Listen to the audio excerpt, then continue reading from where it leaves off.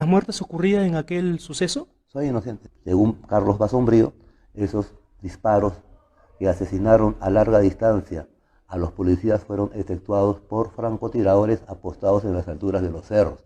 Eso no lo dicen, no lo digo yo, sino lo ha dicho el ministro del Interior. Congresista José Daniel Williams Zapata, ¿no? ¿Qué participación tuvo él en el Andahuaylazo del 2005? Yo creo que él debería explicarlo.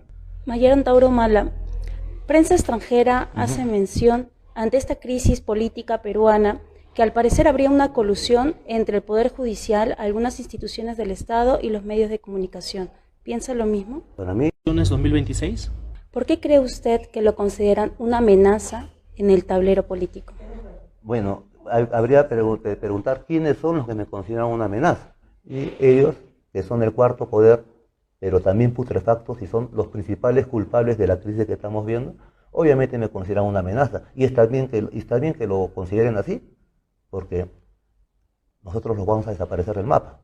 Y está bien, sí, los estoy amenazando, los voy a amenazar, los voy a desaparecer del mapa a esta prensa, digamos, corrupta, que es parte de la desgracia del Perú. Usted siempre en sus discursos siempre ha manifestado, ¿no?, el tema de la pena capital para los corruptos y los traidores a la patria. Pero ¿no considera usted que de repente este discurso también podría ser restarle votos de repente en las próximas elecciones? ¿Qué opinión tiene usted sobre los medios de comunicación alternativos?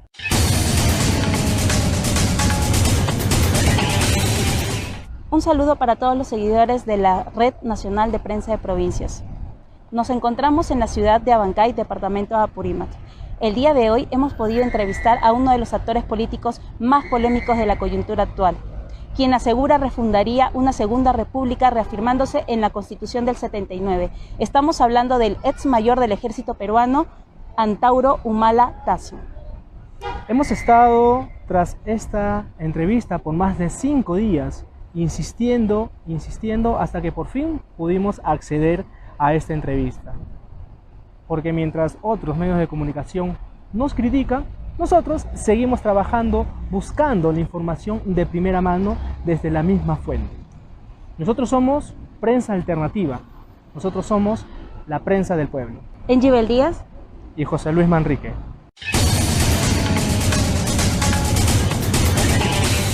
Bueno, tenemos en estos momentos la presencia del mayor en retiro del ejército peruano, el señor Antauro Humala, que nos ha concedido una entrevista en exclusiva a nuestro medio de información alternativa. Muy buenos días, señor Antauro Humala. Buenos días. En primer lugar, quiero agradecer a Dios por esta oportunidad que nos está dando de poder llevar información a todos los peruanos. Señor Antauro, usted viene denunciando que se cometió un crimen de Estado, ¿no?, durante el Andahuaylazo sucedido en el año 2005. ¿Se considera usted inocente de las muertes ocurridas en aquel suceso? Soy inocente. Coméntenos un poco, en sus diferentes, está haciendo un recorrido a nivel nacional en donde usted con prueba en mano está demostrando su inocencia y usted está acusando un crimen de Estado. ¿Nos podría explicar, por favor, podría explicar a todo el mundo ese crimen de Estado, cómo y qué pruebas tiene para poder afirmar eso? Un crimen de Estado se denomina cuando el Estado elimina con finalidad política a sus propios servidores. Crimen de Estado fue, por ejemplo, la Marcha de los Cuatro Suyos, donde el Estado, en ese tiempo, bajo el gobierno del japonés Fujimori y Montesinos, asesinaron a 6 trabajadores en el Banco de la Nación. Los dinamitaron y los quemaron. Se le echó la culpa, le adjudicaron la culpa a los organizadores de aquella marcha, entre ellos Alejandro Toledo. Por supuesto, nadie sabía en ese entonces que Toledo era una rata, pero en ese entonces se le consideraba como el que dirigía esa protesta.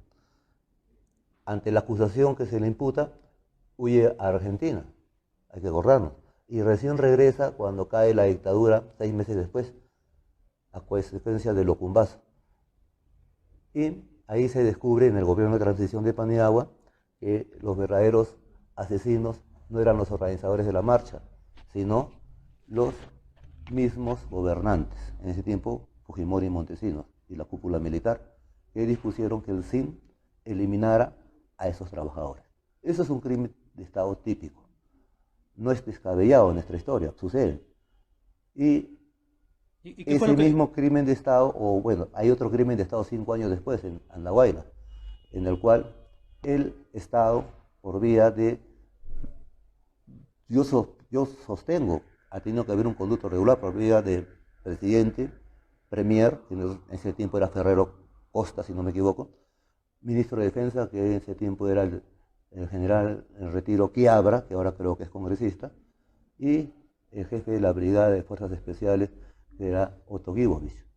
Entonces nosotros tenemos documentos que prueban que los francotiradores que eliminaron, según palabras textuales grabadas del viceministro del Interior de ese entonces y luego ministro del Interior con PPK, según Carlos Basombrío, esos disparos que asesinaron a larga distancia a los policías fueron efectuados por francotiradores apostados en las alturas de los cerros. Eso no lo digo yo, sino lo ha dicho el ministro del Interior.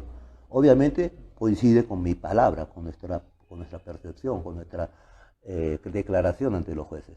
Pero los jueces actuaron por consigna política.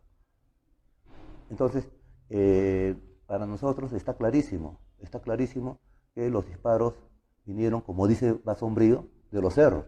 Y en los cerros, según el plan de operaciones del Andahuaylazo, de la represión del Andahuaylazo, firmado por el general Otto Gibovich, en el título de emplazamiento de fuerzas, ahí está clarísimo.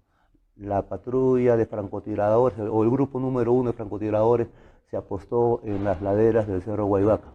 El grupo número 3 de francotiradores se apostó en las laderas y alturas del Cerro Guayrapata. Son los únicos cerros que rodean Andahuaylas.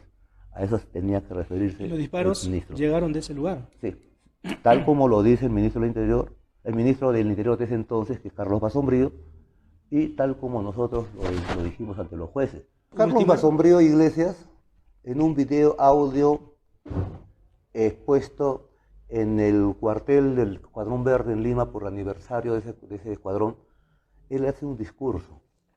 El discurso lo tengo acá, te lo puedo entregar, está lo subrayado. Ese discurso está televisado, es un audio-video.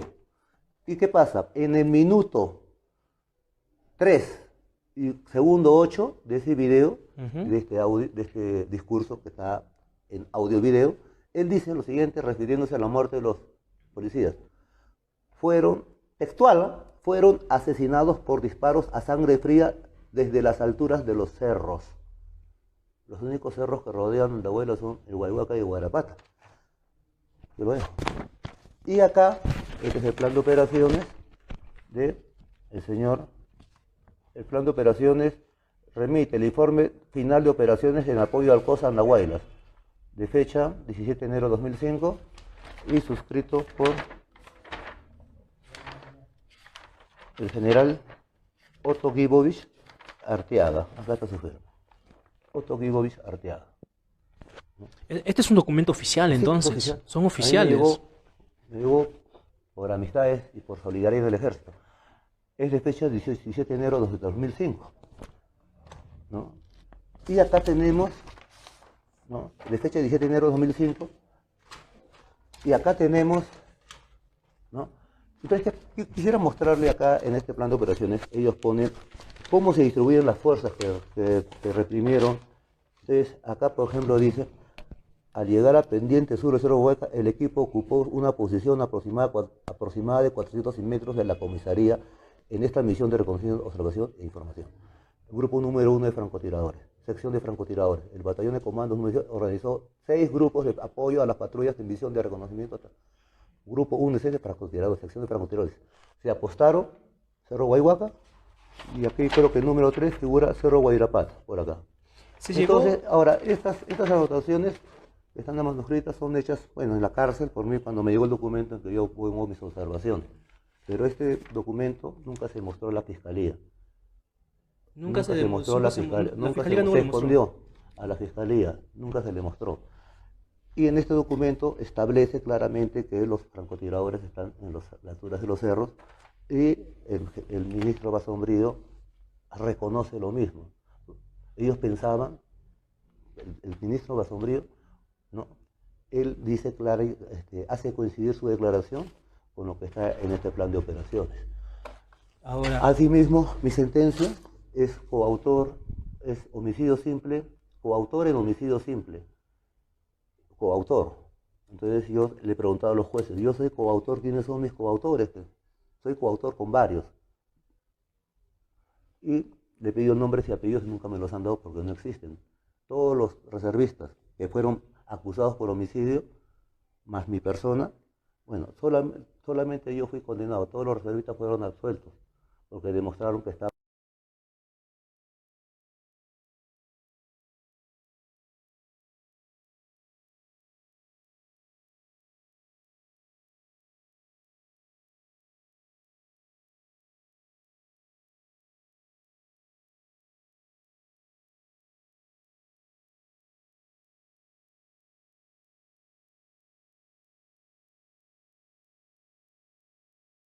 día antes, el resto de mi gente nos hicieron la prueba los dos juntos. Desde Renato salió positivo porque toda mi gente disparó. Yo no disparé porque era el jefe, no tuve la necesidad. Y en esos 4 días nunca disparé. pero a usted se le está condenando, claro, no por disparar, pero sea, por ser el encargado, el jefe, por decirlo así.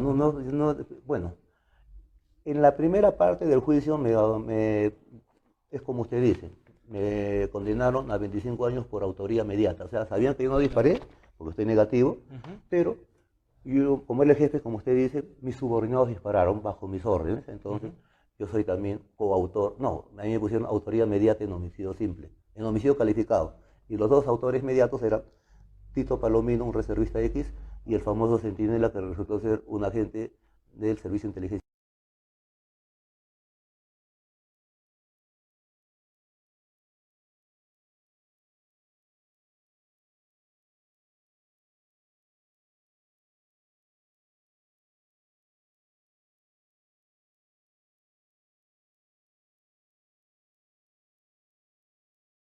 Nos venía más información y me bajan la condena a 19 años, ¿no?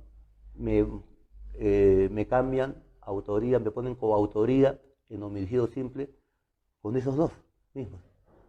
Pero los jueces, en su desesperación por condenarme, aún contra la lógica, ¿no?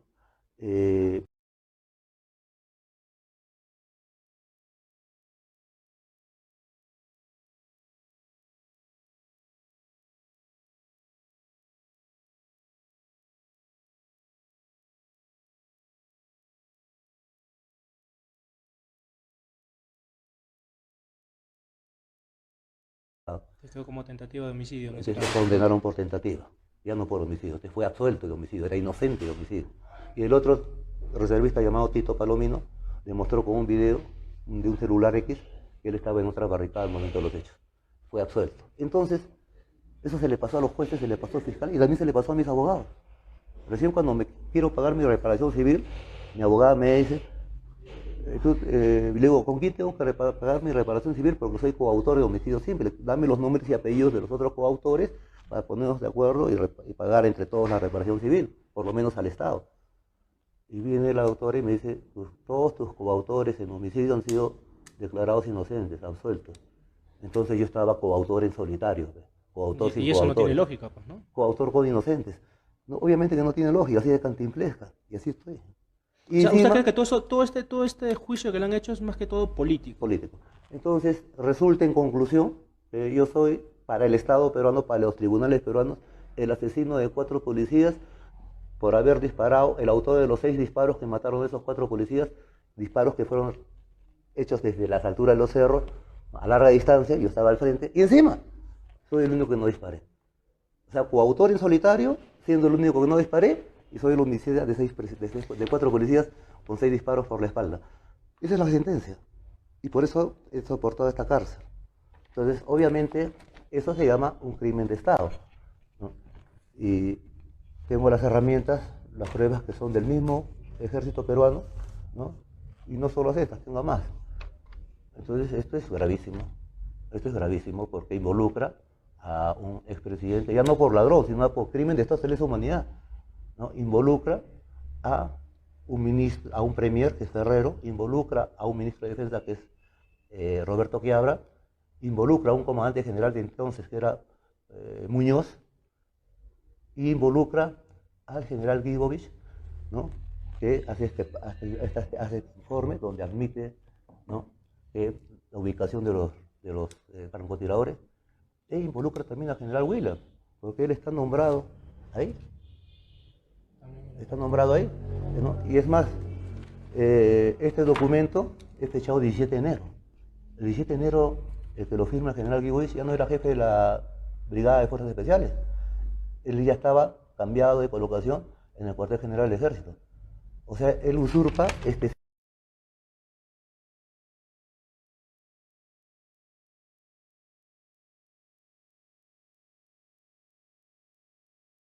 sello. Ella no,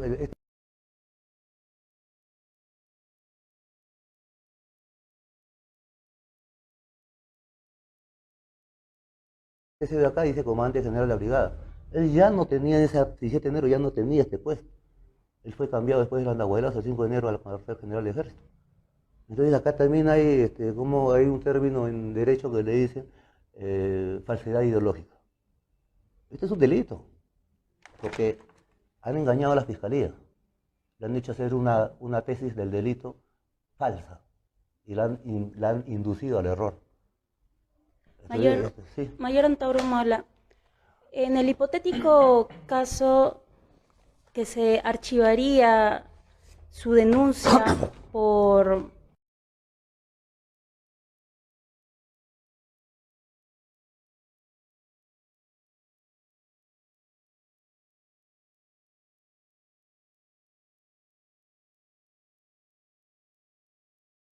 crimen de Estado, a pesar de las pruebas que se manifiesta o manifiesta dentro del plan de operaciones, ¿qué acciones tomaría? Buena pregunta.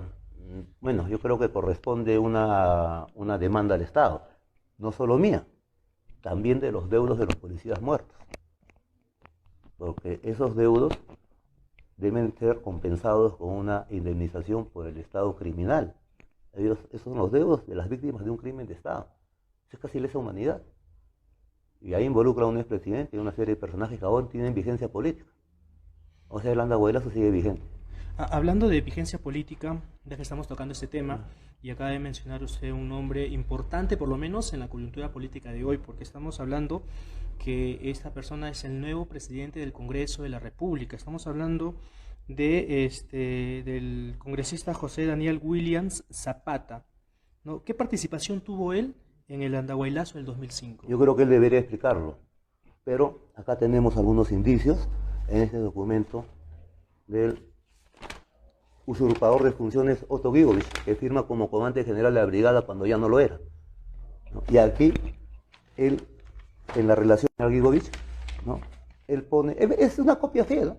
Esto es una copia fiel, han copiado las mismas cosas, ¿no? Y él pone su relación de participantes, de oficiales y tropas que participaron en la develación de aquella rebelión. Él comete, bueno, coloca el nombre de William Zapata. Aquí está, William Zapata. Ahí dice, relación ¿Sí? nominal de personas que participaron en las operaciones Andahuaylas, enero de 2005, claro, que es el general división William Zapata Wilfredo. Ya, pero en la relación que hace el general Guibovich, omite el nombre de William Zapata. Acá está su relación de su plan. Entonces, él pretendió ocultar la participación de William Zapata. ¿Y eso a qué obedece? Obedece. Eso tendría que haber una comisión investigadora y preguntar por qué. Pero lo que le puedo decir es que cuando el comandante general del ejército, por orden del ministro de Defensa, que era Quiabra, que por orden de Toledo y de Ferrero ordena la develación del andahuaylazo, bueno, era legítimo, era el Estado, tenían que develar una rebelión, pero no cometiendo un crimen de Estado, matando a su gente, para desaparecer al partido no cacerista, enclaustrar a su líder y borrarnos del mapa político. Entonces, estamos viendo pues que... Es decir, el actual presidente del Congreso de la República en estos momentos ¿tendría también participación o también estaría dentro del grupo de personas que habrían cometido crimen de Estado en el 2005, en el evento del andahuaylazo? Según estos documentos, sí. Según estos documentos firmados por dos generales del ejército, ¿no?, sí. Es lo que dicen las evidencias. ¿Pero qué participación específicamente tuvo él? Mire, no, yo no lo sé. No sé si él disparó o ordenó disparar, pero aquí está su nombre entre los que participaron en el crimen de Estado. Y un general omite su nombre y otro general, quizás no coordinaron bien, lo coloca porque estuvo ahí. Acá está su nombre. Ahora, el general Williams en ese tiempo era jefe de la primera región militar, que queda en el norte. Y Guibovich era jefe de la brigada de fuerzas especiales que queda en Lima. Entonces, cuando le dan la orden a Guibovich que vaya con sus fuerzas a Andahuaylas, vía aérea, para develar la rebelión, conjuntamente con otras unidades del ejército que acudieron al sitio. Bueno, él, digamos, él pide un refuerzo, que lo refuercen. Entonces, lo peculiar, lo raro, lo inaudito, es que normalmente cuando un general pide para ir a la batalla refuerzos, se pide refuerzo de tropas, de morteros, de tanques, pero nunca va a pedir el refuerzo de otro general, ¿no? O sea, él no pide refuerzos de batallones, de la Marina, de la Fuerza Aérea, no, él pide refuerzo, que lo refuerce otro general. Algo totalmente, hasta uno puede pensar ciertas cosas. Entonces, ese es el refuerzo y esa es la participación de William, que va a Andahuaylas con Guibovich. Pero Guibovich no lo coloca en su parte de relación de personal. Entonces, y este documento es firmado por Otto Guibovich, usando, bueno, entonces, pero en el documento que sí refiere es en el parte de combate, y ahí está su nombre. Y es más, yo lo he visto en Andahuaylas, en las negociaciones, en la mesa de negociación, está a 2 metros mío. Y cuando soy capturado en plena negociación, ¿no? También estuvo él presente. Cuando soy por orden del general Murazo, que era como comandaba las operaciones, bueno, estaba también la comisión, que poco a poco se retiraron, me dejaron solo, y fue una emboscada y fui capturado. En plena mesa de negociación con comisión mediadora que se deserta en ese momento. Bueno, ahí estaba Williams también. Esos son hechos. Lo que estoy escribiendo son hechos, no son opiniones, son hechos. Ya que están los documentos. Entonces hay que tener en cuenta los antecedentes de Williams, ¿no? Él fue el jefe inmediato de Telmo Hurtado, que perpetró la matanza de Apomarca en 1985 en el pueblo en la región de Ayacucho. O sea, y al subteniente Hurtado lo han condenado a 25 años de prisión. Sospechosamente su jefe de compañía, que era su jefe inmediato, para ahí no hay autoridad mediata, ¿no? Lo absuelve. Bueno, y también tenemos su participación en la recuperación de la embajada de Japón, ¿no? Ahí están los gallinazos, que ultimaron ya a un subversivo rendido y desarmado, y todavía lo ultiman amarrado, están los hechos. Entonces, y está también los gallinazos de Montesinos que participan ahí, como el coronel Guamán. Y él nunca deslindó de Guamán. Él dijo, no, que no se puede ensuciar la memoria de los comandos, etcétera, que lo estaba hostigando, ¿no? Pero nunca deslindó, nunca separó la paja del trigo, porque hubo irregularidades, ¿no? En la develación, porque se ultima a un prisionero desarmado y amarrado. Eso está probado.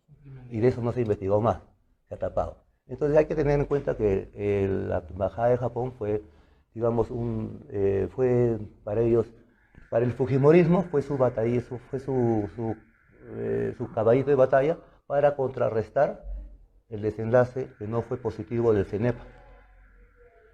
Entonces, estamos viendo que, digamos, es el personaje preferido del fujimontesinismo, ¿no? Que hasta ahora sigue en el poder, porque estamos bajo la constitución de Fujimori, y todavía la derecha tiene fuerza, pero por lo menos maneja el cuarto poder, que es la prensa limeña. Mayer Antauro Mala, prensa extranjera hace mención ante esta crisis política peruana que al parecer habría una colusión entre el Poder Judicial, algunas instituciones del Estado y los medios de comunicación. ¿Piensa lo mismo? ¿Puedes repetirme la pregunta, por favor? Que prensa extranjera hace mención que ante esta crisis política peruana de corrupción, de hostigamiento, de acoso judicial, al parecer habría una colusión entre el Poder Judicial, entidades del Estado y los medios de comunicación. ¿Está de acuerdo? Totalmente. Yo creo que es evidente. Evidente, o sea, eso ya está más que confirmado para usted. Para mí está a la vista. Basta leer los periódicos, basta ver la televisión limeña y ver también las actitudes de la Fiscalía y del Poder y del Judicial. Poder Judicial. Pero quiero decir también, es que en el Estado peruano los tres poderes están en una crisis de putrefacción tremenda. No se sabe cuál es más putrefacto que el otro. ¿Esto qué indica? Si los tres poderes del Estado están putrefactos, ya envilecidos y ya sin remedio, eso quiere decir que este Estado, que esta República, está agonizando. Y hay motivos para ello, ¿no? 6 presidelincuentes presos o perseguidos o suicidados en el último tercio de siglo. La Constitución pro extranjera, que con el COVID se demostró que el crecimiento económico peruano era una falacia, ¿no? Entonces, hay motivos para que el pueblo se resienta y el sistema deje de funcionar. Entonces, ¿esto qué quiere decir? Que no es una crisis de gobierno, esta es una crisis de república. Por eso que nosotros, yo propongo, de una vez, esta república debe de fenecer. Ya la corrupción ya la hubo, y hay que refundar la república, y para refundarla se requieren hechos históricos de contundencia y escarmiento, para moralizar. ¿Y a quiénes? A la cabeza, a los que llevaron a nuestro pueblo a esta situación en que estamos. Entonces, ¿qué tiene que ver la pena capital? Y según la Constitución del 79, se les aplica inmediatamente, y ahí se convoca una asamblea constituyente, un nuevo contrato social, que refleje lo que queremos para la Segunda República. Segunda República. Hablando sobre este tema, señor Antauro Humala, ¿usted va a ser candidato presidencial en las próximas elecciones 2026? No sabemos cuándo van a ser las elecciones, a ciencia cierta, pero sí. Sí, va a ser candidato. O sea, desde ahora ya está confirmando que va a ser candidato. Entonces. Mayor Antauro Humala Tazo, ¿por qué cree usted que lo consideran una amenaza en el tablero político? Bueno, habría que preguntar quiénes son los que me consideran una amenaza. Y los que me consideran una amenaza no son la población de Andahuaylas, de Abancay o del sur del Perú. Los que me consideran una amenaza son los mismos que amparaban y eran ayayeros de los presidelincuentes. Y ahí están también este cuarto poder limeño, cuyos dueños desfilaron por la salita del CIM, ¿no? Y ellos, que son el cuarto poder, pero también putrefactos y son los principales culpables de la crisis que estamos viendo, obviamente me consideran una amenaza. Y está bien que lo consideren así, porque nosotros los vamos a desaparecer del mapa. Entonces, la vida de ellos es la muerte mía, y la vida mía es la muerte de ellos. Es una ruptura total. Y está bien, sí, los estoy amenazando, los voy a amenazar, los voy a desaparecer del mapa a esta prensa, digamos, corrupta, que es parte de la desgracia del Perú. ¿Considera tendría respaldo de gobiernos progresistas latinoamericanos para refundar una segunda república en el Perú? Sí creo que tendría ese respaldo. Estoy totalmente seguro. ¿Qué países más o menos pensaría usted que van a respaldar su visión de nueva república cuando usted pues asuma posiblemente la próxima presidencia en el Perú? En este mundo multipolar, estoy seguro que hasta Estados Unidos, China, Rusia, las grandes potencias del mundo, no tienen por qué no reconocerlo. Francia está en su 5ª república, con De Gaulle. La primera república fue después de la Revolución Francesa, ¿no? Muchos estados se refundan. Y es parte de nuestra soberanía. Nosotros no damos por descontado el reconocimiento porque es parte interna de nuestra política y cada estado debe respetar al otro estado.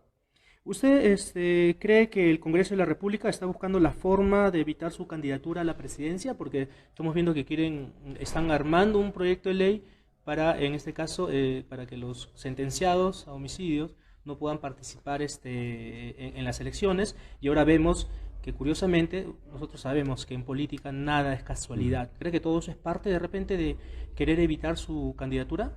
Totalmente evidente. Sin embargo, yo desafío al Congreso a que lo haga. Si lo hace, bueno, tendremos que hacer una marcha sobre el Congreso desde todas las partes del país, y yo la convocaré. Entonces, desafío al Congreso a que lo haga. Mayor Antauro Humala, usted viene manifestando su rechazo a la Constitución del 93. De regresar a la Constitución del 79, ¿en qué aspectos cambiaría la realidad peruana? Primero, porque restableceríamos el orden constitucional, porque la actual Constitución, como bien he dicho, es casi un papel higiénico porque no contiene firma alguna y además en su texto es antinacional, porque promueve el interés extranjero sobre el interés nacional. Esa es su gran falla. Bueno, los que le hicieron era un traidor como Montesinos y un apátrida corrupto como Fujimori. Entonces era evidente que esa carta, ese papel higiénico, ha determinado la situación en que el país está como estamos, ¿no? Desde ahí nomás se evidencia el problema de la República. Entonces, para mí eso es más que evidente. ¿Por qué cree que regresar a la Constitución del 79 causa cierto temor en un sector de la población? Porque bueno, causa cierto temor a ese sector, pues, que ha saqueado a la población, esa clase política que ha sacado a la población ya por décadas, ¿no? Pero estoy seguro que a la sociedad, ¿no?, en general no le tiene miedo, al contrario, apoyan esa iniciativa. ¿Por qué? Porque con el último artículo de esa Constitución que establece el castigo a los usurpadores y sucesores, como Toledo, como Fujimori y todos los presidentes sucesivos que no han restablecido el orden constitucional, o sea, retornar a la Constitución del 79, y recién en base a eso convocar una asamblea constituyente.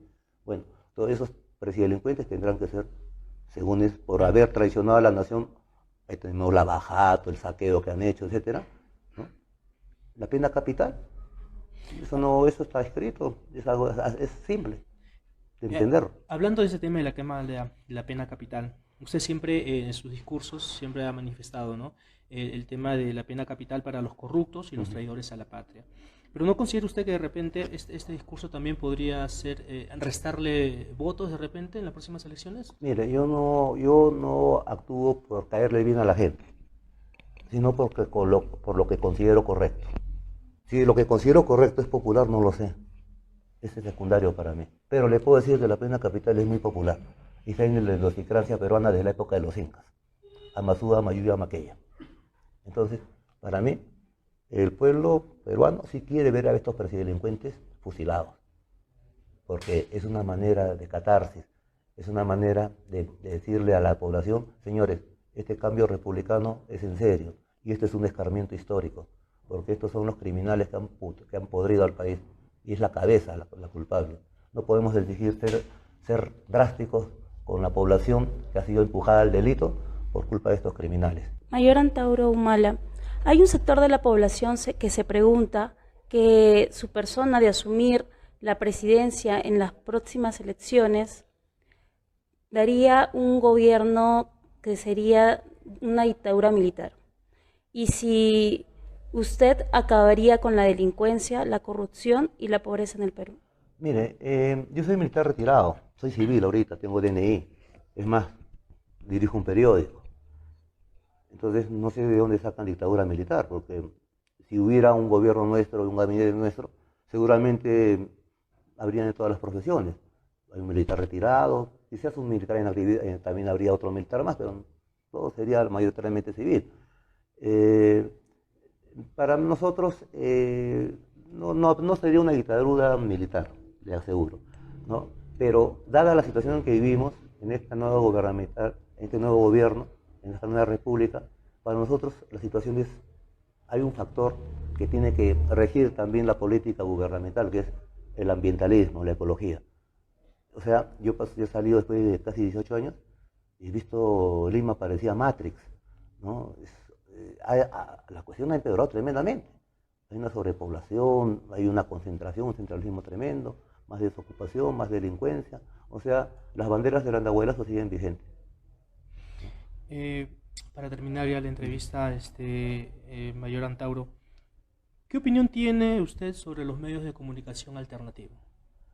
Creo que me interesa mucho, me entusiasma mucho esta reacción de los comunicadores de provincias, que más que todo son los que integran esta red de comunicación alternativa, porque estamos viendo que en el cuarto poder ya hay una ruptura entre un cuarto poder oficial o, digamos, derechista, ¿no?, afincado más que todo en la televisión de señal abierta en Lima, los mismos que el general Velasco expropió por desinformar a la población. Entonces yo veo que poco a poco estos medios alternativos están dándole la cara y están ganándole la batalla a esa prensa putrefacta que es también culpable de la desgracia del país. Y creo que es una buena iniciativa. Creo que es un reflejo del cambio que está pasando el Perú en estos momentos. hay una prensa alternativa que es una prensa del país profundo, del país real, que informa más auténticamente que estos cachalotes que han desinformado al pueblo durante décadas y que siempre ayallaron a los presidelincuentes. Entonces, ahora también estamos viendo que lo que estamos haciendo nosotros en el sur, obviamente también va contra el centralismo limeño. Entonces y obviamente el centralismo limeño, vía su congreso, pretende anular mi candidatura. Es más, ellos están preguntando por qué estoy libre. Entonces, cuando yo digo que yo he escrito libros por mi trabajo y no coinciden con los documentos del INPE, al toque sale la fiscal, al toque sale la Defensoría del Pueblo, que en verdad es Defensoría del Estado, no es Defensoría del Pueblo, ¿no?, a protestar y a exigir que regrese a prisión. Pero cuando denuncia un crimen de Estado con pruebas, estos señores ni se inmutan, calladitos. O sea, para ellos esto no es noticia, para esto no es grave. Un crimen de Estado para estos imbéciles no es grave. Pero una cuestión de dibujitos, eso, que regrese a prisión. O sea, yo agradezco tener enemigos tan imbéciles, porque me facilitan el trabajo. Aleluya, digo por eso. Para terminar la entrevista, de repente quiera dirigirse al pueblo peruano que lo está viendo a través de la Red Nacional de Prensa de Provincias, Prensa Alternativa. Sus últimas palabras para los peruanos, por favor. Bueno, un saludo para todos los compatriotas. He vuelto a salir después de 17 años y medio a recuperar mi libertad. Encuentro nuestra patria en estado más crítico que como la dejé en el Andahuaylazo. Veo que sigue vigente las banderas del Andahuaylazo y bueno, le exhorto al pueblo peruano a meditar de que respecto a las conquistas sociales que se han logrado a lo largo de nuestra historia, y todas ellas han sido logradas a punta de lucha y no con Padre Nuestros ni Ave Marías. Muchas gracias por la entrevista. Gracias. Muchas gracias. Muy amable.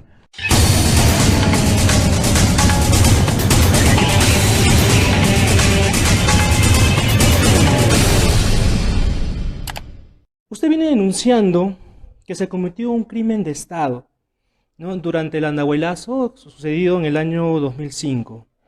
¿Se considera usted inocente de las muertes ocurridas en aquel suceso? Soy inocente. Según Carlos Basombrío, esos disparos que asesinaron a larga distancia a los policías fueron efectuados por francotiradores apostados en las alturas de los cerros. Eso no lo digo yo, sino lo ha dicho el ministro del Interior. Congresista José Daniel Williams Zapata, ¿no?, ¿qué participación tuvo él en el Andahuaylazo del 2005? Yo creo que él debería explicarlo. Mayor Antauro Humala, prensa extranjera hace mención ante esta crisis política peruana que al parecer habría una colusión entre el Poder Judicial, algunas instituciones del Estado y los medios de comunicación. ¿Piensa lo mismo? Para mí está a la vista. Basta leer los periódicos, basta ver la televisión limeña y ver también las actitudes de la Fiscalía y del Poder y del Judicial. Eso quiere decir que este Estado, que esta República, está agonizando. Señor Antauro Humala, ¿usted va a ser candidato presidencial en las próximas elecciones 2026? ¿Por qué cree usted que lo consideran una amenaza en el tablero político?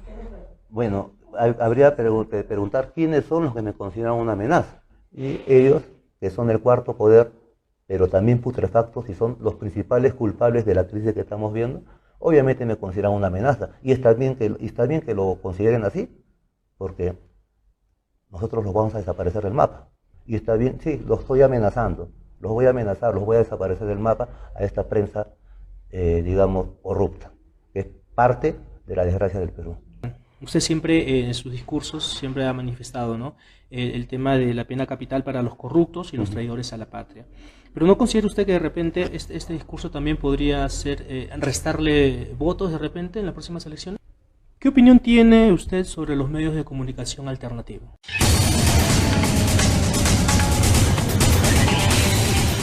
Un saludo para todos los seguidores de la Red Nacional de Prensa de Provincias. Nos encontramos en la ciudad de Abancay, departamento de Apurímac.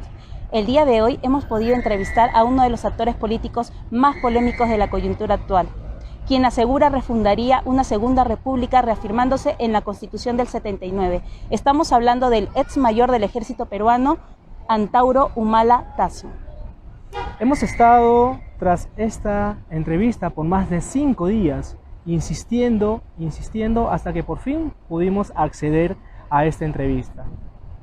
Porque mientras otros medios de comunicación nos critican, nosotros seguimos trabajando buscando la información de primera mano desde la misma fuente. Nosotros somos Prensa Alternativa, nosotros somos la prensa del pueblo. Engibel Díaz Y José Luis Manrique.